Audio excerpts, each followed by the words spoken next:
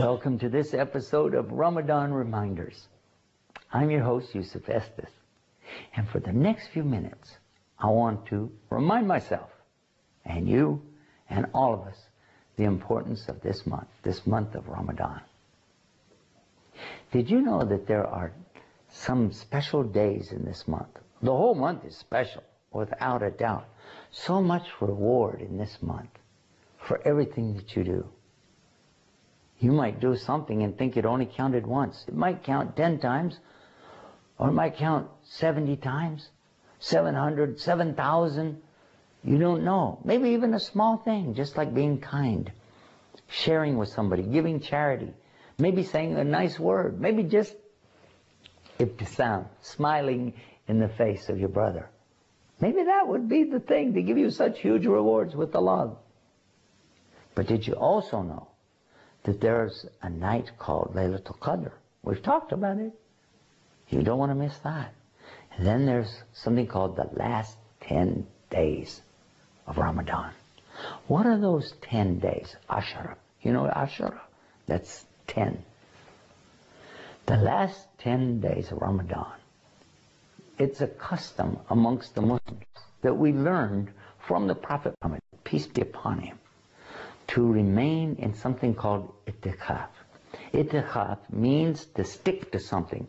Like if you put chewing gum against something and it sticks, this is what I mean. Or if you have refrigerator magnet and it sticks, this is itikaf, to stick to something. And then literally it means this, and figuratively we mean to stay with something.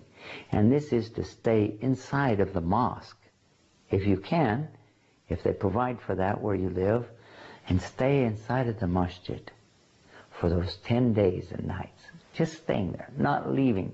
You might say, well, how would I do that? Well, if you want to do it, Allah will make a way for you. Just ask Him, Allah, I would like to do this thing. Now, you don't have to do it all month, and you don't even have to do it for 10 days. You don't even have to do it for one day. You can do it for a period of time, up to you. But when you make the agreement with Allah, you say, Allah, I want to stick to itikaf for half a day, or one day, or the 10 days. Then make sure that it's okay to do that where you live, that you can arrange for that. Take your provisions with you. You might need a blanket and a pillow. You might need, of course, change of clothes. You might like to take along a little bit of food. You never know. But that food is not going to be too important to you during the day anyway, is it? Because you're fasting. And people are always bringing food to the masjid at night. And in the last 10 days, you'll find people bringing it in the morning too, to feed everybody, to get the reward for feeding you right before you begin your fasting. So in those 10 days, Allah will provide for you, just like He provides for the birds in the trees, just like He provides for the animals in the forests and the fish in the ocean. Don't worry about it.